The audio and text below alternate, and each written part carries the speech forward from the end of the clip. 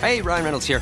Wishing you a very happy half-off holiday because right now Mint Mobile is offering you the gift of 50% off unlimited. To be clear, that's half price, not half the service. Like, Mint is still premium unlimited wireless for a great price. So that means a half day. Yeah? Give it a try at mintmobile.com/switch. Upfront payment of $45 for 3-month plan, equivalent to $15 per month required. New customer offer for first 3 months only. Speed slow after 35 gigabytes if network's busy. Taxes and fees extra. See mintmobile.com. Hey everyone, it's Russell. And Christine. So I just found this mobile game everyone's talking about. Royal Match. Gorgeous graphics and super fun puzzles. Bro, you're late. I'm already at level 700. I play it every day on the subway because it doesn't need Wi-Fi. Wait, what? I've got to catch up. Oh, and they just added new mini games. They make it even more fun and challenging. Alright, show's over. I'm gonna go play. Download Royal Match on the App Store or Google Play today. Nurses, we just want to thank you for everything you do. We are ShiftKey.com. Log on today and connect to open PRN shifts in your area. Work when you want, where you want. You can even get paid next day. ShiftKey.com. Start today.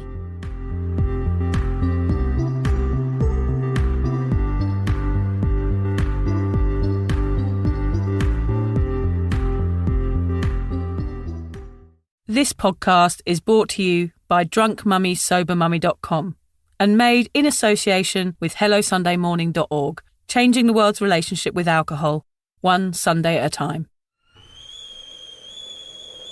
Oh, the kettle's boiled.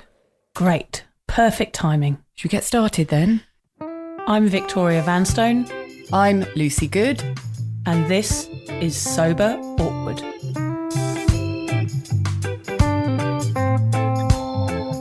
Right, Lucy, over to you. Thanks, Vic. So whatever stage you're at on your sober journey, and Vic and I are at completely different stages, you'll know that life without booze can at times feel, what do you reckon? Awkward. Lucy and I invite you to listen to our podcast where we discuss the realities of sobriety, the good, the bad, the ugly, and the cringingly embarrassing. Our honest and open chats will help you discover what it really means to be sober. Yes, we're here like a dodgy bottle of port from your nan's drink cabinet to take the edge off sobriety. And together we can learn how to feel the awkward and do it anyway.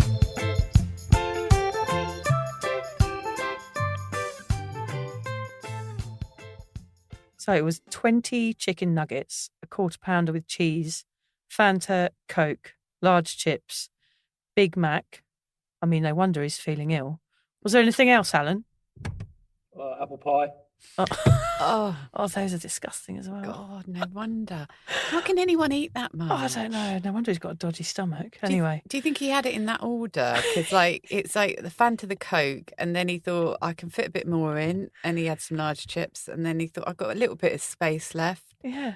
I'm going to have a Big Mac. Oh, he just doesn't ever get full, does he? No. Anyway. Poor Alan. That's an interesting bit of information to start our podcast about sobriety on what Alan had for lunch. Yeah, and his pie. Oh, yeah, you didn't put pie on the list. Yeah, no, he said pie, didn't he? Yeah, he came did, in and yeah. said his apple pie. Yeah, so we're here. We're in the studio again. We've got new mics. We're all very excited. We're in the booth troll, and the troll is sneaking around outside, isn't he? Pacing. Yeah, I don't know about this booth because you can never really tell what he's up to. No, you can't see him. We're in here. When we used to record it in the other room, all three of us were all crouched in around the pissy mattress. But in the new setup, Vic and I are in the booth and Alan is sneaking around outside. Always makes me feel a little bit uneasy. Yeah, I don't trust him. And we're so sober and prim and proper. Yeah. We wouldn't touch a McDonald's ever. Yeah. Did have a McMuffin for breakfast the other day. Yeah. Total lies. We're terrible as well. And I'm meant to be a vegetarian. Yeah, oh well. So I'm not doing very well. Can't really diss Alan on this because no, we're just as bad. Yeah. Yeah, so today we're here to celebrate Lucy's 1 year anniversary of being sober, aren't we, Lucy? Yes, I am now 1 year and 2 days, and so I've had my 1 year soberversary, which is a word. Yeah, it is a word. Yeah, yeah. People have said happy soberversary, and That's I thought, so what exciting. a cool word. Has it been a long year for you, Lucy? What do you think? No, not really. It was a long first 3 months. Yes, that's the real hurdle. That which 3 ended months. on Boxing Day, the 3 months. So that's probably why that was hard. But after that, it just got better and better, really. Yeah. And I certainly didn't feel as if I was sort of crawling into desperate for the year mark to come. It just sort of came around. Yeah. And I think I mentioned on a podcast before, the best thing about it is that I'm so glad I haven't made the decision to drink again. Yeah. Because the stress of having to drink again and deciding how much I can drink and when I can drink and what might happen when I drink, all that's gone. Yeah. And why would I want to bring that back into my life? Exactly. You begin to realise, especially after a year, there are no positive side effects. I mean, that short-lived high that we talk about is not worth it, is it? No, not at all. What I will say though, Vic, is that it's been interesting because it's that time in your life when you can look back and you can remember exactly what you were doing. Yeah. The previous year. So I was thinking things like when I got to the day before my year anniversary, I was thinking, oh, this time last year I woke up face down on the living room floor because I'd gone on a massive trek to Bottolo, off licence. I remember this story. To go and get your wine. To go and get some wine. And by the time I got back, it was an hour and a half walk. I was so tired that I just fell asleep. I had a winter coat on, a long winter coat, 2 carrier bags with wine in, and I just fell asleep face down on the living room floor and woke up like that the following morning and started You would have drinking. looked like a dead polar bear. I did look very strange. I just, I opened my eyes and kind of looked around and thought, oh God, where am I? Oh dear. But luckily I was at home. And this year you didn't wake up on the floor. No, I did not. I was snuggled up in my bed. But it was very interesting to think this is where I was this time last year and I'm in such a different place.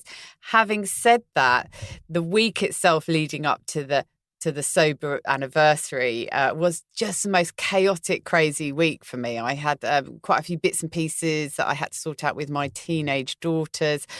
One of them broke their finger. I had no work at the beginning of the week, so I was stressing about not having money. At the end of the week, a whole load of work all hit at the same time. Not complaining, love to get work.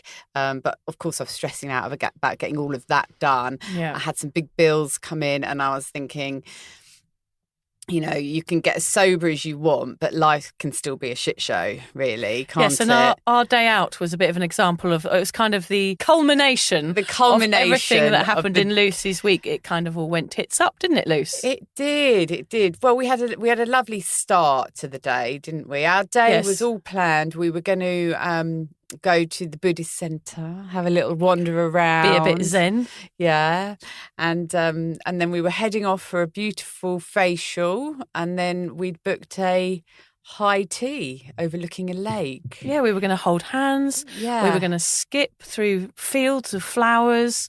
We were going to be a vegan all day, weren't we? Yeah. We had very good intentions. Yeah, I booked a vegan afternoon tea actually. Yeah. But things didn't work out, did they? No, things didn't work out, unfortunately.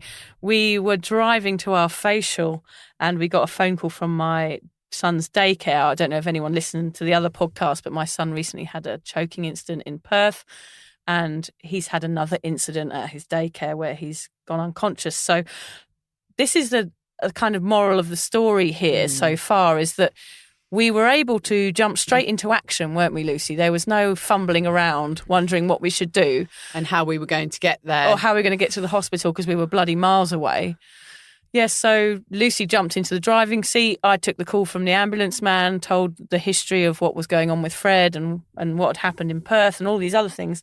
And we jumped into action. I got to the hospital very quickly and went to see my son and ran into the emergency ward and left Lucy stranded without a car on her soberversary, standing outside a hospital on her own, which was a bit sad. There thinking, bitch. Yeah. She's put her son over me. Yeah. How can she do that? No, but it's really, really interesting because all of our podcast topics are meant to be. We'd already decided this is what we were talking about. But the funny thing that happened after that, and we can have a bit of a giggle about the disastrous day out now because Vic's son is home. He's home and he's safe and there's a bit of investigating to see what's going on with him. But we're all okay. Yes, so we are able to kind of breathe a sigh of relief and have a little bit of a laugh about the disastrous side of it all. But yes, so I'm standing at the hospital thinking, oh my God, how am I going to get to my car? It's a 25-minute drive away. Did try and call my daughter who didn't answer.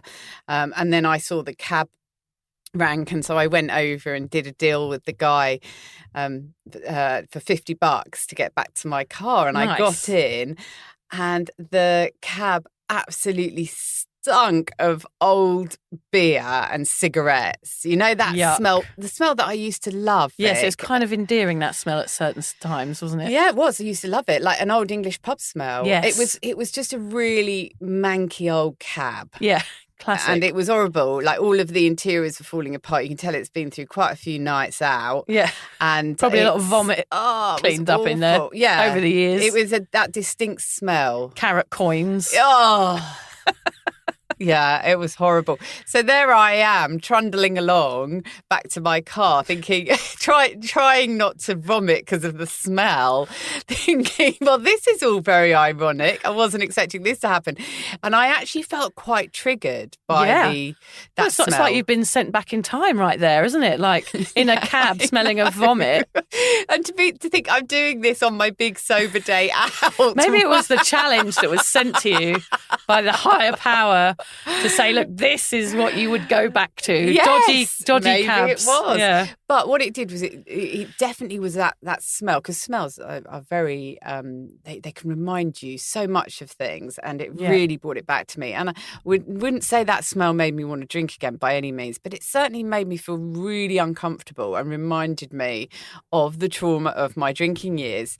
And of course, as if by magic, we had already decided that that's actually what we're going to be talking about today. Yeah. So today we're talking about drinking trauma, the daily reminders that can pop up out of nowhere and momentarily plop us back into who we once were, a pair of dribbly, wobbly drunks. Yep, that was us.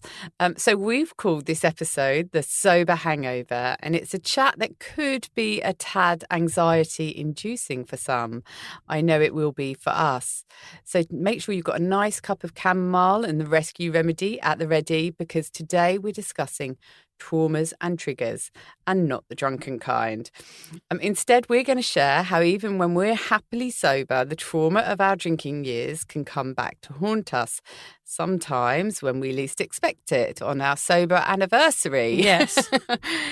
We'll look at why this happens, what our own personal experiences are, i.e. the triggers, and how we deal with them in a peaceful, sober manner without going full circle and reverting to our booze hound drinking tactics again. Yes, I like that term, booze hound. It describes me quite well. Yes. Like snivelling around like I was looking for truffles. Yes. Yeah. And sniffing out the nearest alcohol. Yeah, or the free bar or anything, like I was a booze hound, like searching down my drug of choice. And completely focused on that, and nothing else mattered apart from the scent you were following. Like a bloodhound. Yeah, more like a with a pair of bloodhounds. Yeah, that's what we should call this podcast. If we have to start a gang, we'll call us the Bloodhounds. You should change your Facebook group. Yeah.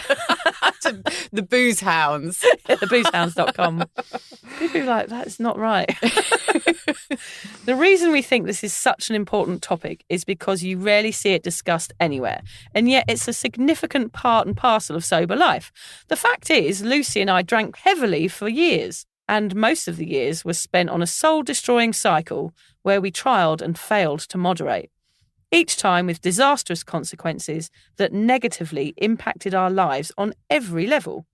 This doesn't just turn on its mousy tail and leave us forever when we stop sculling Stella.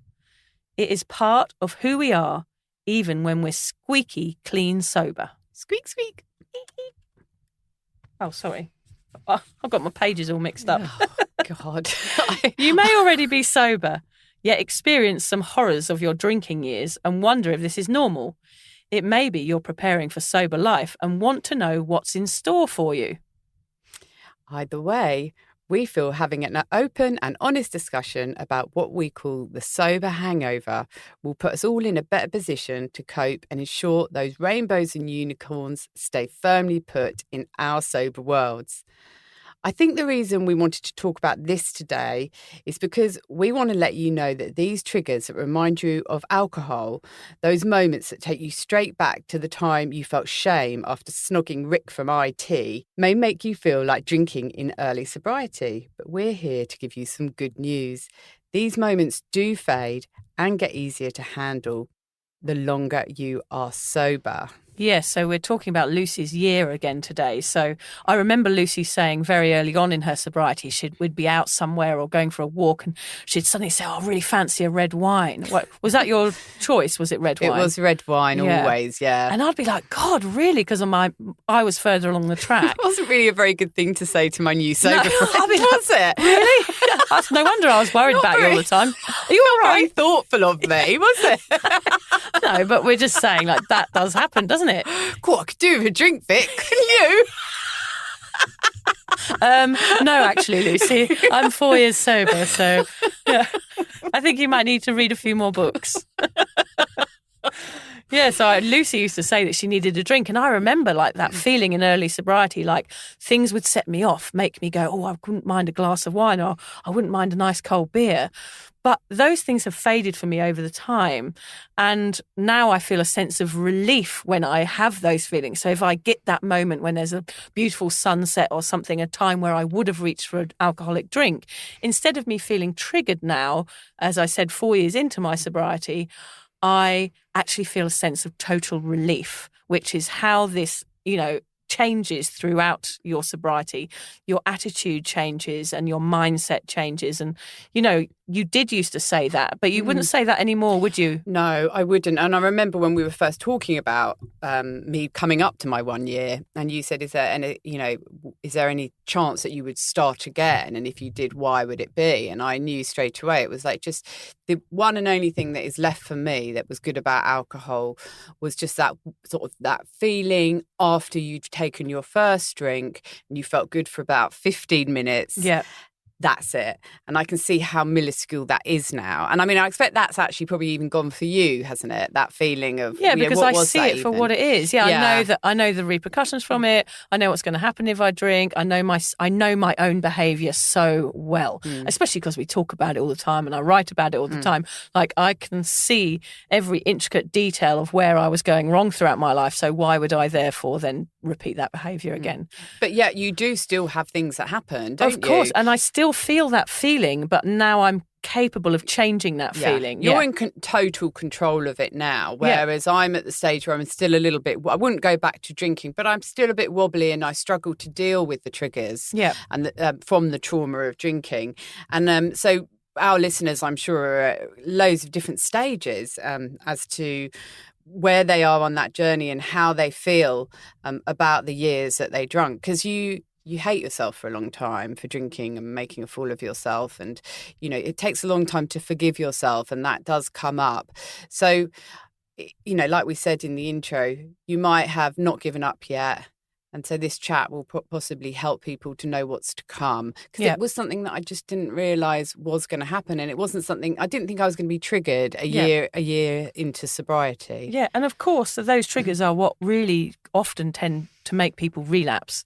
So that's why we want to talk about it, because that feeling of anxiety that you feel in those moments is what makes you think about drinking again. Yeah, and just to know that they can happen when you're nearly 4 years, like you are, Vic, they can still happen. And people do relapse after 4 years. We've had people at the sober group who, I remember meeting a lady who had stopped drinking for 6 years. Yeah, and started again. And also things happen in life. Things happen out of our control, like what happened to us on Friday. Like things happen. I could never say I will never drink again. If I'm honest with you, right here in the troll booth, I couldn't say that. I would like to say that, but if something happened that was out of my control, I would like to think I wouldn't drink, and I don't think I would. But you never know, do you? You never know what's going to happen. I just have to... We should call this a truth booth. The truth booth. No, the troll booth's getting a bit negative, isn't it? But he is pacing outside the door. We haven't got a troll in it, unless the two trolls. Oh, yeah, we're the trolls. We're the troglodytes. The troglodytes. I like it being the truth booth. The truth booth. The truth booth. Yes. Okay, so let's get started, Vic, with all of our things that trigger us and all of the traumatic things in our life, just to entertain other people. Let's talk about the reasons we are traumatised by our drinking years, even when we're happily sober. Yeah, because I put quite a lot of thought into this. In fact, it was my choice, this topic, because it is something I've thought about a lot in the last year. Boring. Carry on. Thinking, my topic was much better. No, it wasn't. Vic's thinking, let's just get this damn topic out of the way. Yeah, so I can really get some serious stuff going for next time. My topic. Yeah, we always like this, but it's mine. No, this is the truth. Now, and I know all the listeners will totally get me when I say this, because the reality is we were living in trauma of trying and failing to give up drinking for 25 years. That's got to do something. That's over half our lives. Yes, that's right. Sometimes I think of a little timeline, like a single line with all the different big occasions in my life and just a big smudge going over half of it. And those are the drinking years. And that's what we're recovering from, that big black smudge. Yep. And it's so big and it covers so much of our lives that we don't just stop drinking and overcome it. Mm-hmm. So when I'm talking about why we're traumatized, it's because we're stuck in this cycle, as I say, of trying and failing to give up drinking. And I've simplified, as I like to do, Vic, as you know, simplified what that cycle is into 3 points. I'd just like to note here that Lucy is very tidy and I'm very messy. Like my scripts are very much like War and Peace with swear words in. And Lucy's is bullet points of one words, which we do have slight awkward conversations over, don't we? That I have to slim mine down and then she has to bump hers up a bit, don't we? But here we are. Here we go. We manage it. I thought you were just going to bring up, because when we went through the script earlier today, I had a bit of a go at Vic because I thought she changed the format on my next section of 3 points. Yeah. I said, oh shit. I said, you've changed the format. She said, I haven't touched it. Oh God, I'm going red now even thinking about it. I'm bloating up again. But I did realise that I was wrong and apologised. Okay, good. You hadn't fiddled with me format. Anyway, the 3 points, the cycle that we've been dealing with for 25 years. Number 1, promising ourselves we wouldn't drink too much. Number 2, drinking way too much and making complete tits of ourselves. Number 3, having the hangover from hell, which included self-loathing, anxiety and physical effects, which made us honestly feel we may die, alongside loss of belongings, respect, friends, dignity, several hours of our lives, possibly our jobs, parts of our bodies, and God knows how many brain cells. You forgot to add strangers popping their penises into your vagina. That was one of my top ones. I very, very rarely remembered it. Yeah, carry on. That's why I didn't put it on there. Yeah, that would have been my top one. And then we're going to swing around back to point 1, promising ourselves we wouldn't drink again. And so it goes on with those 3 points for 25 years of our lives. And I would actually liken it to some form of PTSD, post-traumatic stress disorder. And I thought that was possibly a little bit, could it really be something like that we're suffering from just because we drank too much for a very large percent of our life? So I actually looked it up online and Vic's going to read out what I found. PTSD is a disorder characterised by failure to recover after experiencing or witnessing a terrifying event. The condition may last months or years, with triggers that can bring back memories of the trauma, accompanied by intense emotional and physical reactions. Symptoms may include nightmares or flashbacks, avoidance of situations that bring back the trauma, heightened reactivity to stimuli, anxiety or depressed mood. So, I mean, that is, isn't it? That's what we're suffering with, really. That's what the triggers are. They're taking us back there and making us feel traumatised, yeah. And that, for some, can make us think, gosh, thank God I don't drink. And for others, it can make me think, gosh, I would like a drink. Yeah, exactly. And it can be a trauma that, it can trigger that traumatic stage in your life that doesn't necessarily make you want to have a drink, but it's still a very difficult time to deal with. Mm-hmm. And so that's what we want to cover. It is like a bad dream. That's a good way of describing it. That my drinking years do feel like a bit of a nightmare that I sort of woke up from. Yeah. That black smudge or a nightmare, either or, yeah. But I actually wanted to bring up, because when you were reading that out just then, it really reminds me, and also the cycle, the 3-point cycle, it reminds me of your diary. Yeah, perfect example of that. Because your diary was, I don't want to drink again. I don't like myself for drinking. I don't like who I am when I drink. And then the next day, the entry would be, went out last night and drank too much. That's what was happening. And how many years ago was that, Vic? I mean, that was 15 years ago. But I've got diaries from when I was 16 onwards that all say the same thing. It's, I went out last. I can see early teens. There's a point where I was enjoying it, but I still see that my behaviour was worse than most people. Yes. That it was more outlandish. That I was the one instigating, and that it was from a very, very young age that I was creating this trauma for now. Yeah, it never ended. So, and you picked up that there was something different about your drinking to other people's. Definitely, yeah. I was the bloodhound. Yeah, was it the bloodhound, the booze hound? The booze hound, yeah, the bloodhound sniffing out the booze. You were, yeah. Whereas other people were having a drink, but not on that kind of level where nothing else matters. No, I wanted to get blotto. That was my aim, was to get blotto and look how brilliant I am to everybody else. Look how drunk I can be. Yeah. It's terrible, really. Look how fast I can drink this pint of Stella. Yeah, no, snake bite and black. Oh, but mine was Stella. A Luton record.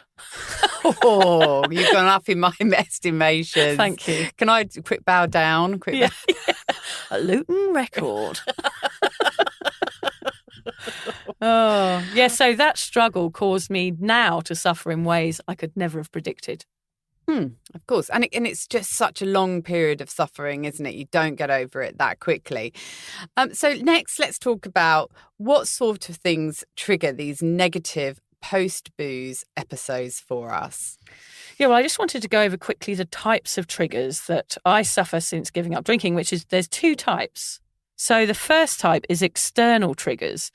People, places, things, or times of day that offer drinking opportunities or remind you of drinking.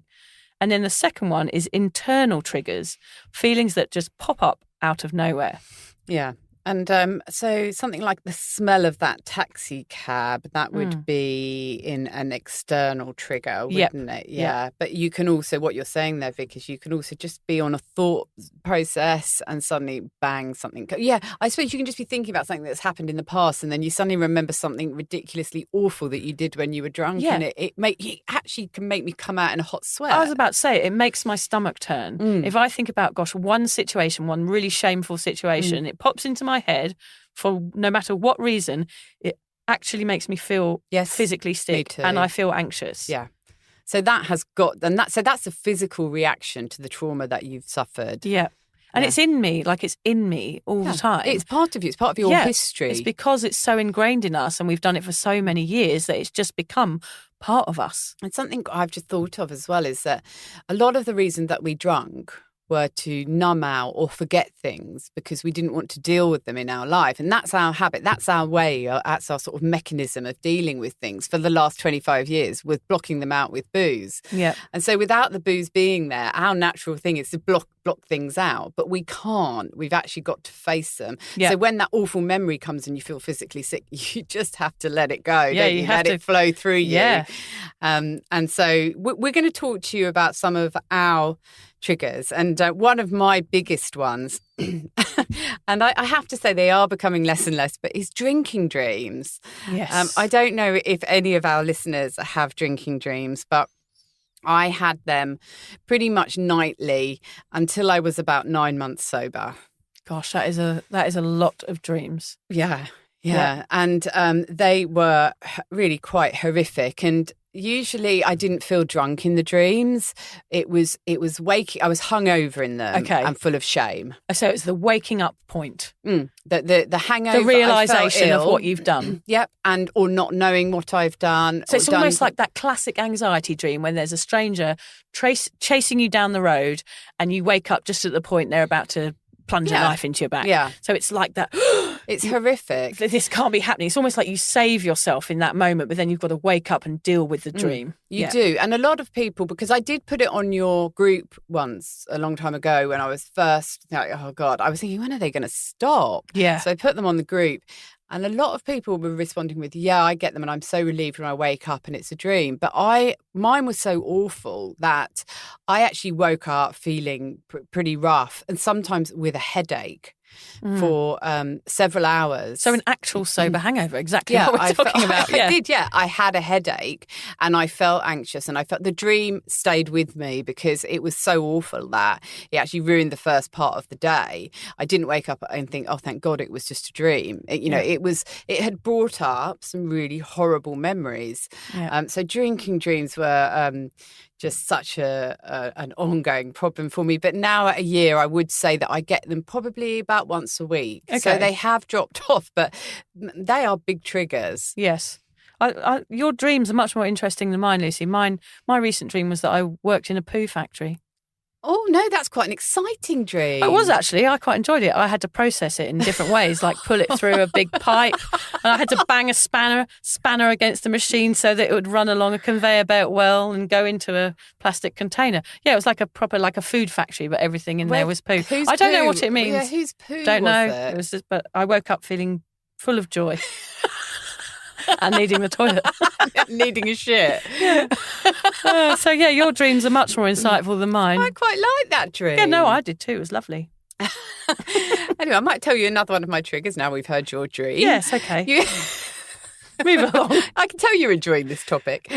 You might turf me out of the booth in a moment, mightn't you? I might. If you don't behave yourself and start being sensible and serious like you usually are. Yes. I mean, another thing that when I think about what triggers me is something overwhelming. When I feel overwhelmed by anything, like even sometimes when we're doing these podcasts, I say to Vic, we've got too much to talk about, too much to cover. I can't deal it. I need to simplify everything. And I think that comes because of the kind of person I am. I like things to be organised and quite simplistic. But also, I remember overwhelm being a really, really big issue when I was hungover. Everything, you might be really organised in your life, you go out and get hammered, you're on a 3-day hangover and everything starts piling up on top of you, especially as a single mum. I was just behind with everything. Yeah, you feel like everything's falling apart because you don't feel capable. Well, everything is falling apart because you're not doing anything because you're just trying to nurse yourself back to normality. Yeah. And so whenever I feel overwhelmed now, that triggers a really, I feel unnecessarily bad when I'm overwhelmed. And I think that comes from feeling overwhelmed with hangovers. Mm-hmm. Something else that triggers me is other people's hangovers. So as I've mentioned quite a few times, I've got an 18-year-old daughter who, she's not a huge drinker, but occasionally her and her boyfriend will go out and they'll come back and then the next day they've got hangovers.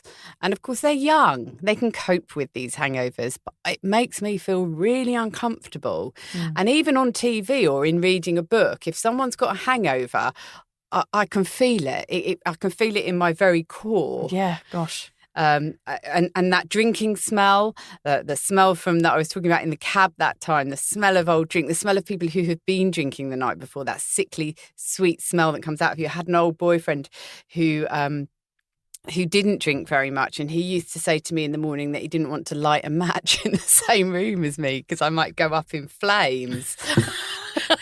Ethanol burning off your skin. That's what he said.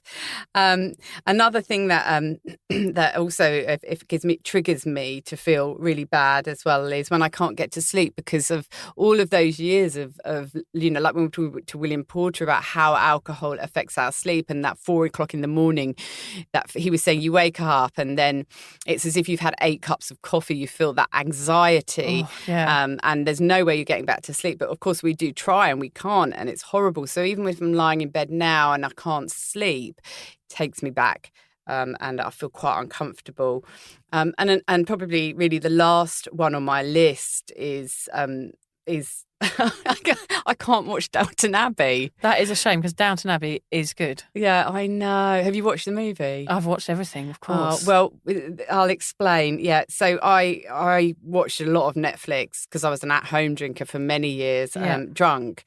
And Downton Abbey, I thoroughly enjoyed getting absolutely plastered and watching it. There's a lot of drinking in it as well, and especially when you live in Australia, it makes you feel cosy and it makes you feel a bit homesick. Yeah. Even though we didn't live in the 18th century or whenever it was, set in. But it makes you there's nice views of British countryside. I love that, and you like the outfits and the hats. And, And, so I drink all my way through Downton Abbey, and I actually watched it twice, plastered.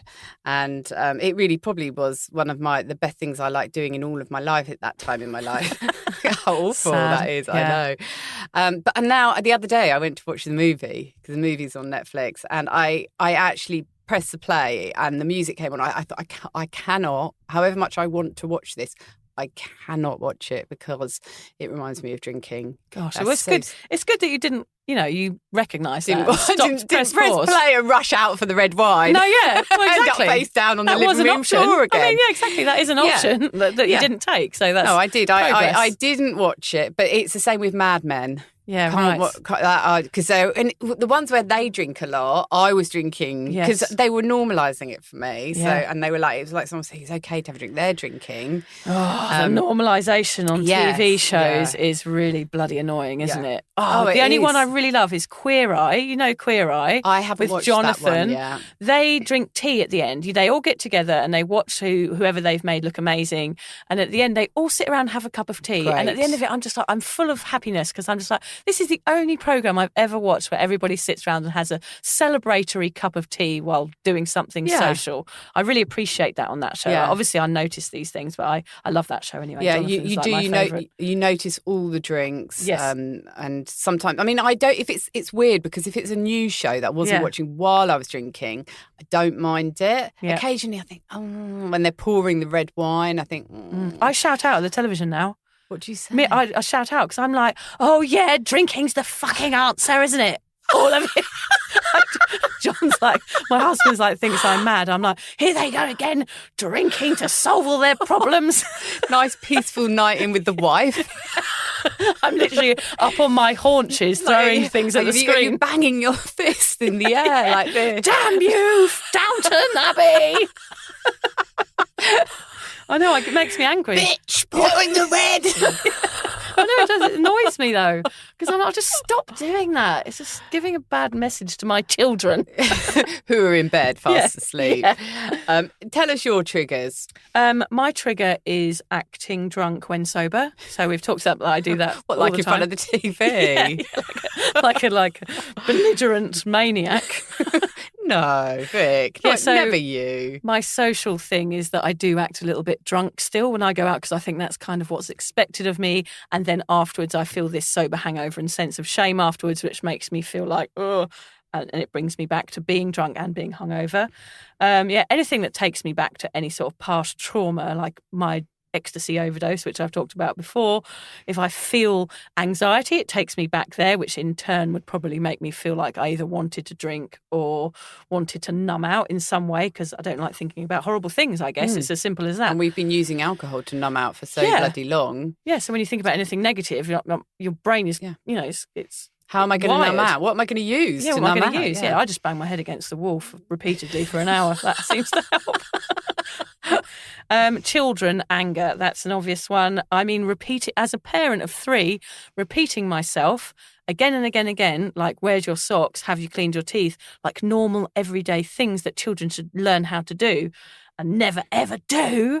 I find very, very triggering for me because that's what makes my anger rise is the sound of my own bloody voice. Do you think some of the trigger in that is the fact that you're sort of repeating yourself and you're not getting anywhere with it, which is what you were doing with your drinking, repeating the same habits and not going anywhere? Oh, probably. That is probably deep down is what's going on. It's making me angry that I can't get something to happen that I desperately want to happen. Yes, which is, that's interesting. Yeah. I desperately want my kids to put their socks on. Yeah. I desperately want to stop drinking. Yeah. There could be some similarity in that in your head. Yeah, it's the same thing. The frustration takes me back there. Yeah.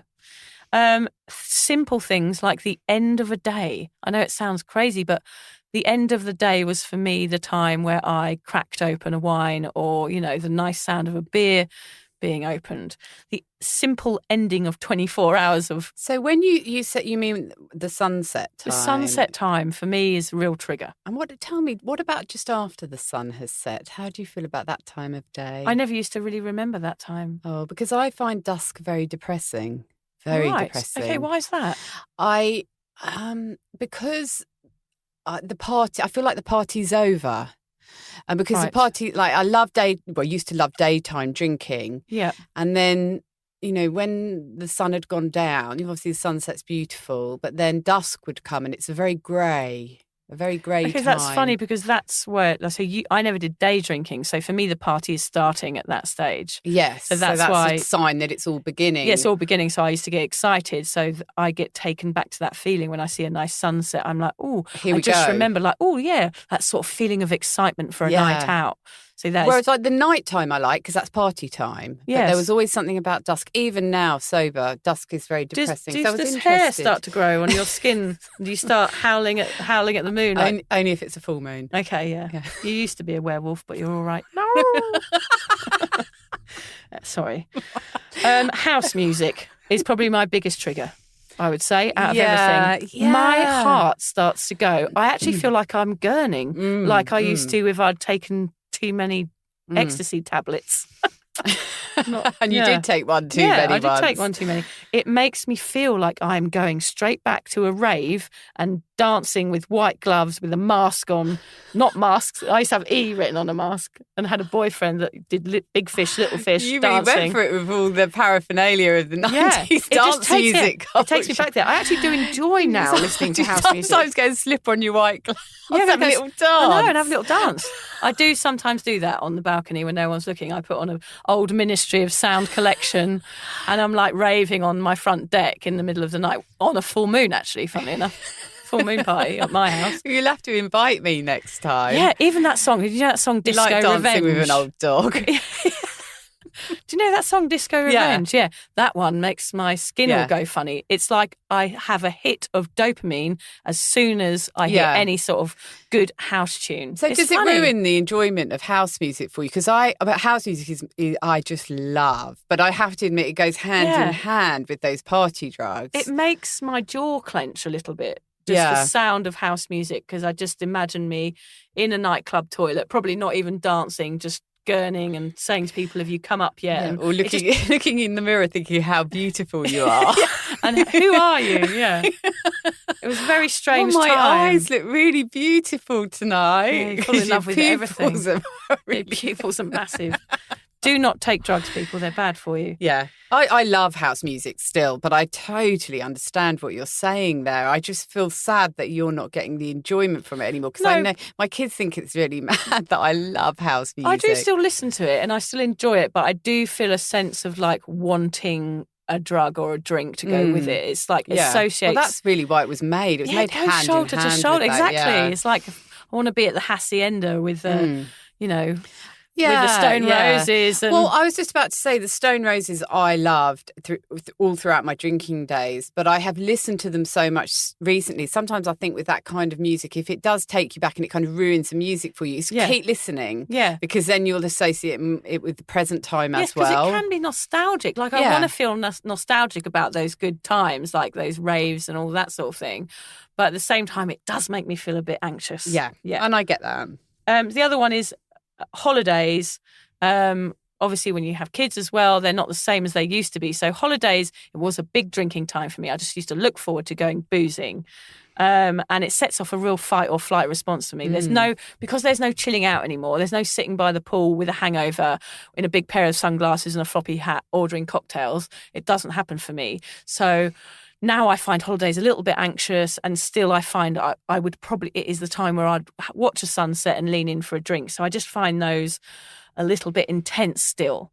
Not that I want to drink there, but the association is still very, very clear in my mind. It's an interesting point that you've brought up, because I would have said that there's no point even going on holiday if you can't have a drink. Yeah, I would have said that too back in the day, especially a cruise or something like that. I think I'm only just starting to think now that, I would book a holiday now. It would still be good. I think, what's the point of even going if you can't have a drink? Same. I would think that. It would just be a waste of money. Yeah. But even now, if you're going to the most beautiful place in the world, if you can't have a drink, don't go. But now I would enjoy that place and I would appreciate everything about it and love the nature and the hot weather, and those things are enough now.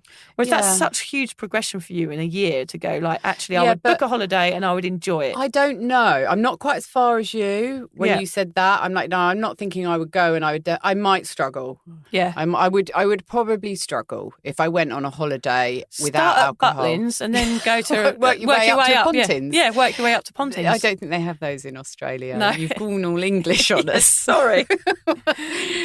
Some people wrote in. I did a little Instagram post on our @SoberAwkward Instagram page, and we wanted to know what your triggers were and how they made you feel. So we had loads of responses. So thank you everybody that wrote in. I'm going to start with one that came up a lot, which was festivals. Yeah, because who wants to go to a festival sober? I mean, really? Yeah. Those horrible toilets, sleeping conditions. Yeah. Jesters with annoying hats. You've got to be pissed to go. Yeah, no, you've got to be pissed. All those jugglers. All those jugglers. I wonder if we would enjoy one now. Like, I love live music, so it'd be a shame not to go to a festival again, but maybe that's a challenge that me and Lucy will do at some point this year. Maybe we should do an opera or something, No, thanks. You're on your own on that one. Okay. People mentioned pub trivia. Yes, I used to be in a blackout by the geography round. Oh, yeah. Or asleep, just because it was so boring.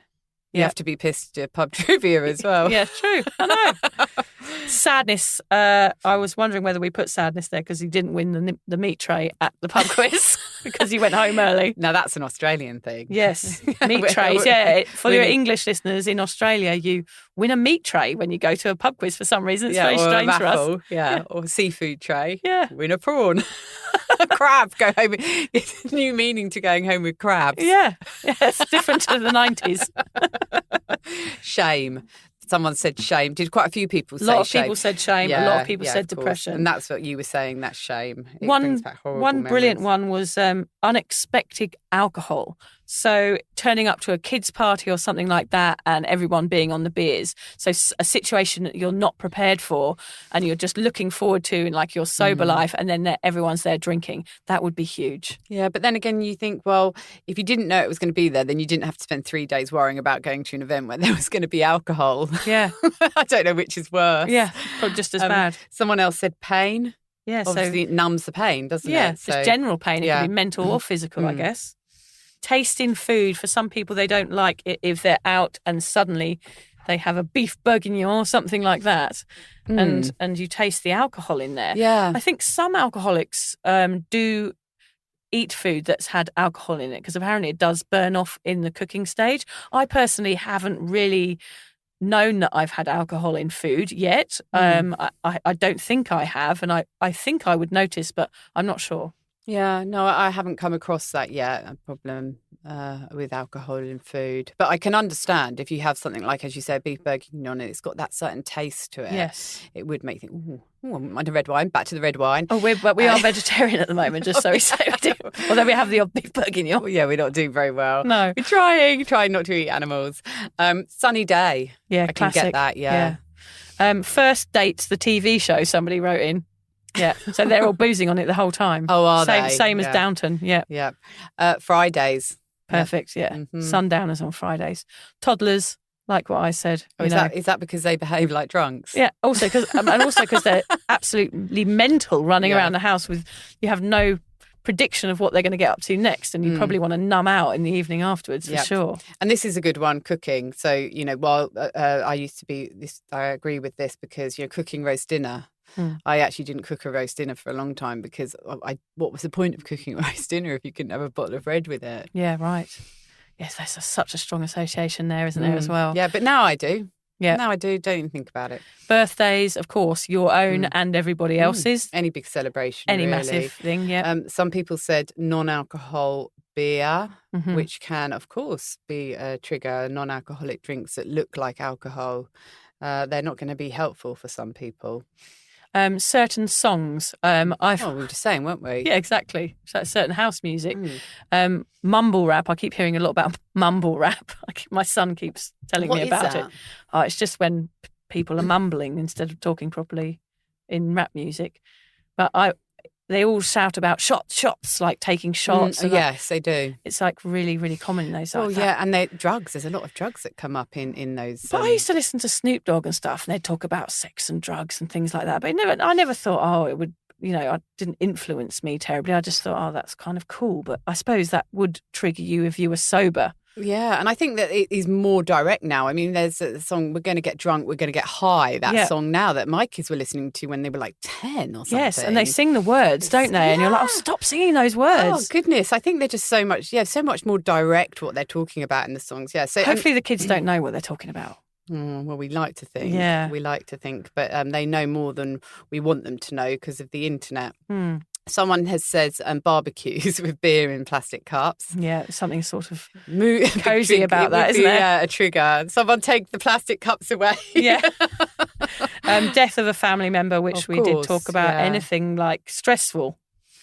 Marks and Spencer's. This was an English person who has said Marks and Spencer's, I'm sure. Yeah. On the way home from work and grabbing a can of mojito. God, that habit. There you go. Another habit that just runs in line with your drinking. What a great journey home from work she was having for all those years. Well, for what she could remember of it, I guess. I'd like to know what you have now on your journey home from work. Yeah, she probably has like a non-alcoholic mojito or something. Yeah, it's or probably maybe just a fizzy water with lime fruit and juice or mint. a nice chai tea. Yeah, something good. like that.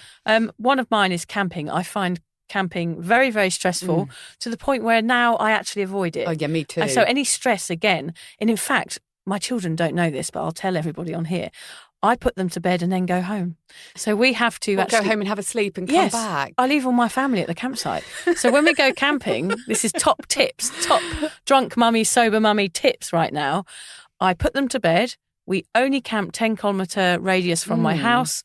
I tuck them up, read them a story, give them a kiss, zip up the tent, and I'm Will spinning out of the driveway. And is your husband around? Where's your he husband? stays with the kids. I leave him in the lurch. I'm glad someone Yeah, no, does. I leave him there. Your poor I husband. I know. So I you're come at home. home in the night. Do you send him a good night message from the comfort of your bed? I go to them in the morning and cook breakfast. That's my comeuppance. Oh, That's how yeah, so I'm there that's- by the time they wake up and they have no idea that I've been gone. Oh, Because very they know clever. the result of me not sleeping well on a campsite is me being like a grumpy ogre Yeah. for 24 hours afterwards.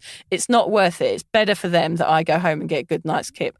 So yeah, I lived in a van for many years, travelling. Yeah. I've done my slumming it. Yeah, I can't do it and anymore. I understand it as well. I once camped for 6 months Yeah, in one awful. hit, and I'm the done. same. I went camping once, and I was washing up in a campsite where you weren't allowed to use washing up detergent, and we'd had steak for dinner, and I was scrubbing away at these pans, thinking, right, that's it, never again. And so I have never been again. But I like that tip of yours. It's a great one. Yeah. And but then that lack of sleep, Vic, actually probably does come, as we were talking about with William Porter. And that's the trigger right there. That's a trigger. Yes. Yeah, lack of sleep, you feel like you're hungover. And Yeah. that's why you're so moody. So Yeah. go home and get a decent night's sleep. Get Yeah. it. Good idea. And so that's how you avoid and deal with that particular trigger, which brings up some trauma of your past. So we're going to just talk about how we do in general deal with these. Do you want to go first or shall I? You go. I'll go. Okay. So when something sets me off, like a drinking dream or a bad night's sleep, or even like you have with the memory of house music, because it does happen, I try and see it for what it is. So rather than trying to fight it and think, oh God, this is awful, I feel terrible, it's reminding me of when I used to drink, and then that reminds me of when I made a complete fool of myself. I try and be kinder to myself and think, look, I endured a lot of trauma. I think of that black smudge over the timeline of my life, and how big it is and how much of my life it took over and how hard it was and how amazing I was to overcome it. So I try and turn it around and think it's okay to feel a bit traumatized right now. I know why it is. It's because this such and such has triggered me, but I'm in a different place now. So that's a little bit like I put for my next point, which is kind of the same thing, which is to, talk through the reality of this situation. So I am, I feel this way because that has triggered me from something from my past, but I'm not living in my past. I'm a different person now. And, if you need to make lifestyle changes, do that, do things you have to do. Go camping, don't go camping too far from home so you can go home and get a good night's sleep. Make those changes to avoid those triggers if you know they're going to happen. As I said earlier, one of my biggest ones is feeling overwhelmed and then suddenly feeling, oh God, I feel like I used to when I had a hangover.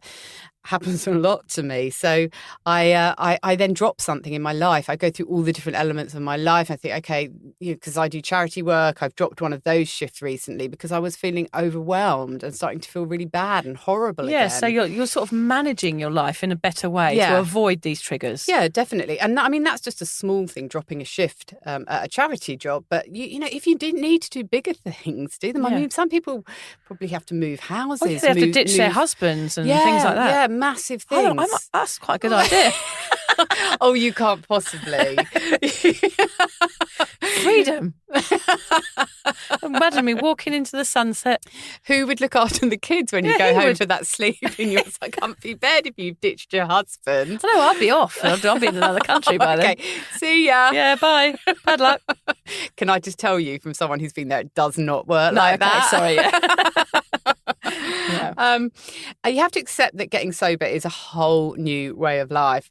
And I've Vic and I have both put very similar ones down, haven't we? Saying this. So embrace new people and embrace new places. Like we were just saying, that don't have the horrible reminders. But accept that it's a new way of life and change your life accordingly. And also get help if you need to. If you're really struggling and you're finding that you're being triggered several times each day and it's taking you back, remember it is a form of PTSD. Go and get some professional help from your doctor. Find somebody you can talk to, even mention it on a sober group and see how other people have worked through it. But know that you are worthy of help. Yeah. So I think as well, I'm just going to confirm pretty much what you've said, Lucy. These triggers, they are memories. They're memories of our past that kind of creep up behind us and tap us on the shoulder. And the only way to deal with them is to sort of retrain your brain into recognizing them for what they are. And therapy will definitely help with that. And it does, I think it's a really good message here is that it does get better the further along you go, because you start to recognize the places and people and things that make you feel anxious, and you're capable of managing, like we just said, and working out what sets you off and what doesn't. And that's really helpful the longer you go in your sobriety. I think if you keep having relapses along the line, I don't think it would be as easy to recognise the triggers. But if you keep on one solid stretch of sobriety, it will be easier for you to comprehend when it's happening and how to avoid it. So as your attitude to alcohol changes, you do too. I think in those moments as well, you've got to remember the outcome of drinking, the reality of it, the vomit and the anxiety. You need to breathe, take a moment and let the feeling pass through your body. Feel it, let it go, put the fucking kettle on. It's what we always say, is like sit it within that moment, feel the feels, and then go and put the kettle on and have a cup of tea and just be proud of yourself that you didn't reach for a drink. You're not quitting booze, as Lucy said. This is a whole new way of life.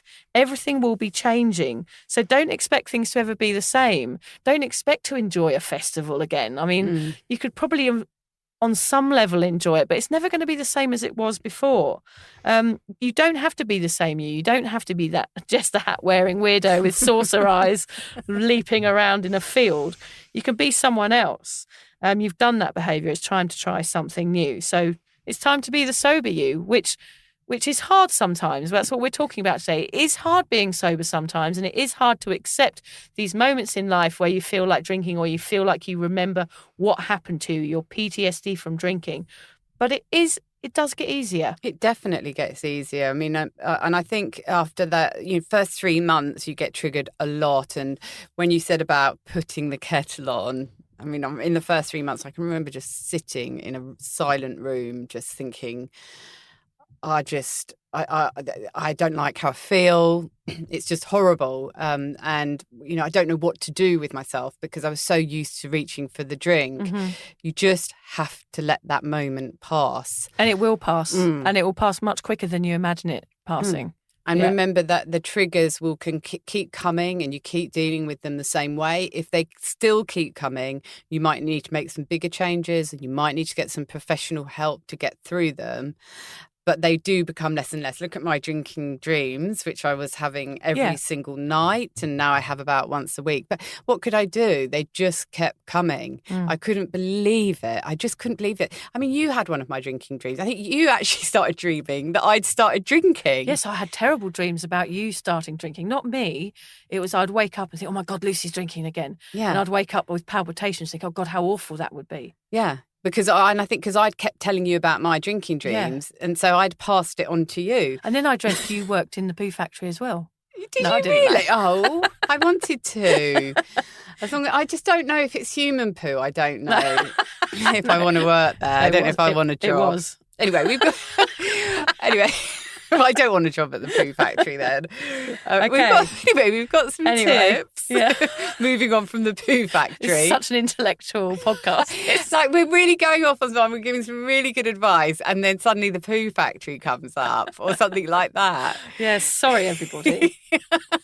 That's just our weird brains doing weird things. Tips and takeaway.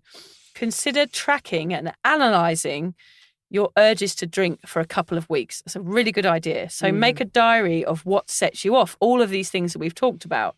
This will help you become more aware of when and how you experience urges and flashbacks, what triggers them, and ways to control them. Yeah, that's a great idea.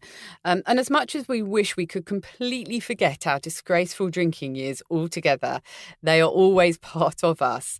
In fact, it's possible that your least finest drinking moments are what pushed you towards getting sober. Learn to live with the past and continue to learn from it rather than attempting to block it out altogether. Know that if, like Lucy and I, your failed quest for moderation or sobriety went on for a large percentage of your lifetime, then you have endured a very traumatic experience. You have every right to feel upset, wobbly and angry about it, even when you're comfortably sober. I guess what we're saying is, be kind to yourself. Yes, always. Always. When something happens that triggers you and reminds you of your days of debauchery, try to spin your thinking about it. So, for example, if you're tired and it reminds you of a hangover, focus on how wonderful it is that you actually don't have a hangover. You're simply tired, and tomorrow will be another bright day and not day 2 of a whopper 3-day hangover. God, they were the worst. Yeah, and I mean, I say 3 days, but they often went on longer. They went on until I drank again. Yeah. Yeah. Which was what, like 2 hours? Yeah, not long after. Couldn't face it. If you are being triggered a lot and finding it hard to move on, maybe it's time to make some more significant life changes to your life. You could join a sober group, find a new interest, look for a new job, find a new husband, for example. Sorry, John, I'm only joking. Have you got some problems? No, I'm only joking. We'll talk about it later. No. Once you're sober, you're in control and you have the power to make great things happen in your world. Talk to others about your feelings. Vic and I have found this topic around trauma of drinking is rarely discussed. We often message one another if we have sober hangovers, as we know the other will totally get how we feel. If you don't have a fellow sober buddy on hand, head to Vic's Facebook group called Drunk Mummy Sober Mummy the Group and share how you feel. We are all ears. Oh yes, we love a good rant on there with each other, don't we? Well, yes, we love to go supportive rant. I get that. I feel like that as well. Yeah. Remember, you have endured a lot, and no one expects you to do this alone. If your drunken past is coming back to haunt you and it's bringing you down, seek help. Book an appointment with your GP, find a professional you can talk to, but know you are worthy of support. Dealing with and experiencing triggers and memories of our drinking days are part of recovery, so don't feel bad about them. It's your body doing what it remembers, what it's designed to do. In fact, I think, Vic, you've got a quote about this. Yes, I've got a good one this week. Avoiding your triggers isn't healing. Healing happens when you're triggered and you're able to move through the pain, the pattern, and the story, and you will walk your way to a different ending. That's quite a good one, It is. actually. I was proud of myself for finding that one. The first decent one you've found so far. Oi. Proud of my little quotey quotes. Book of the week is Blackout by Sarah Hipola. It's Hepola. In her memoir, Blackout, Remembering the Things I Drank to Forget, Sarah examines how she drank, why she drank, how others responded to her, and the misfortunes that occurred during her drinking journey and her sobriety journey. I read this when I was still drinking and saw myself in every page. Mm-hmm. We will add the links in the show notes, and don't forget to follow us at Sober Awkward. We often ask questions to our listeners about the show, so our slow brains can sometimes run out of ideas, can't they, Lucy? So it's always good to get your input, guys. So yeah, definitely message us if you want to. Yeah, if there's anything that you feel that we needs discussing, especially something that isn't often discussed or read about. You know us, we talk about pretty much anything, won't we? Yeah, anything. Poo factories, anything. Poo factories. If you want to write to us and tell us about your terrible time working in the poo factory, we will be very open to it. Or if anyone's knows of any job vacancies at poo factory. Yeah, I'm in. I can pull pipes down. I can bang spanners. Like, I'm looking for a life change. It helps with the triggers. I wonder if Alan's going off to McDonald's again to go and get his... Don't know, wait, let's open the booth. Wait a second. I'll open the door. Hold on. Alan, are you going off to McDonald's again? Fuck off. Oh, we just trapped his head in the door. Oh, Alan. Poor bugger.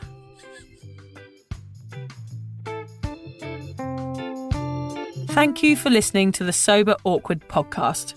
If alcohol is affecting your life in a negative way, if you're struggling to moderate or your hangovers are causing anxiety, it might be time to reach out for help. Contact your local doctor, a therapist, or connect with your local AA or sobriety group. Vic's got one. Yes, go onto Facebook and just search Drunk Mummy, Sober Mummy, the group. Lucy and I both agree that even though this journey can be awkward, it's definitely worth it. And if we can do it, you can too. For more support on sobriety, head to Vic's website, drunkmummysobermummy.com. And Lucy runs an online space to support and inspire single mums. Find out more at beanstalkmums.com.au. Finally, if you've enjoyed the Sober Awkward podcast, don't forget to follow, subscribe, review, and share it with your mates. Don't make it sound like they have to, though. No, they do have to. I'm not doing all this for nothing, Lucy. No.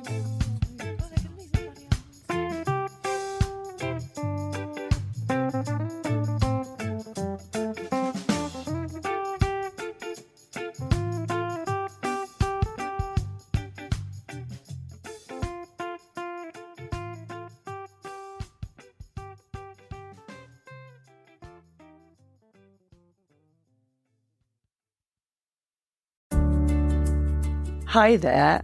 I wanted to tell you about a podcast that I think every single one of you will benefit from. It's called Therapy Works, and it's hosted by me, Julia Samuel. I'm a best-selling author and psychotherapist. I invite you into my therapy room where I speak to either a known or unknown guest. Topics range from the difficulties of divorce, a life-changing illness, to the struggles of motherhood. Search Therapy Works now, wherever you get your podcasts, and subscribe to make sure you never miss an episode.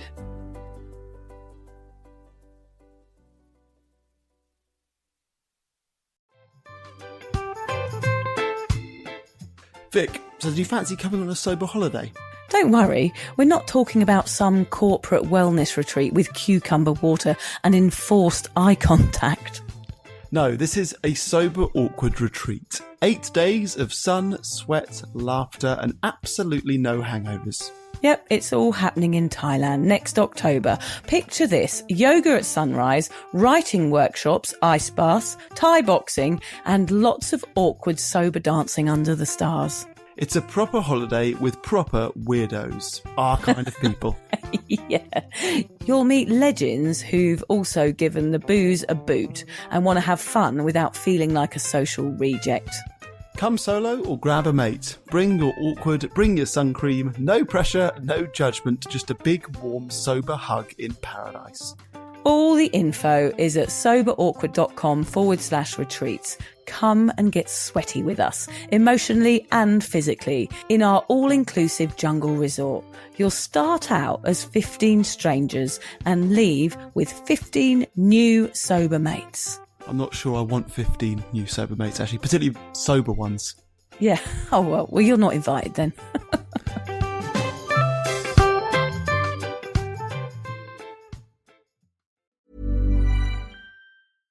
This episode is brought to you by Progressive Insurance. Do you ever think about switching insurance companies to see if you could save some cash? Progressive makes it easy to see if you could save when you bundle your home and auto policies. Try it at Progressive.com. Progressive Casualty Insurance Company and Affiliates. Potential savings will vary. Not available in all states. Hannah Burner, are those the cozy Tommy John pajamas you're buying? Paige DeSorbo, they are Tommy John. And yes, I'm stocking up because they make the best holiday gifts. So generous. Well, I'm a generous girly, especially when it comes to me. So I'm grabbing the softest sleepwear, comfiest underwear, and best fitting loungewear. So nothing for your bestie? Of course I'm getting my dad, Tommy John. Oh, and you, of course. It's giving holiday gifting made easy. Exactly. Cozy, comfy, everyone's happy. Gift everyone on your list, including yourself, with Tommy John, and get 25% off your first order right now at TommyJohn.com/comfort.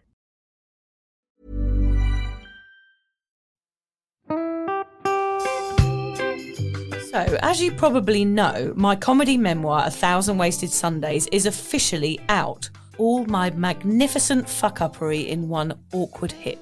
If you'd like to get your hands on a copy, it's now available from all good bookstores. We always say all good bookstores, don't we? Yeah. Are there bad bookstores? No, it's probably ones with moody sellers. Oh yeah, really depressed librarian folk. Yes, okay, yeah, good. yeah. So there are probably some, but we're only storing it in the good ones. It's only made it into the goodies. You can also get it from all good online retailers. The print version and ebook are out now, and the audiobook will be available in March. I've been writing my memoir for 5 years. It will make you laugh, cry and cringe, and hopefully inspire a few people to reconsider their relationship with booze.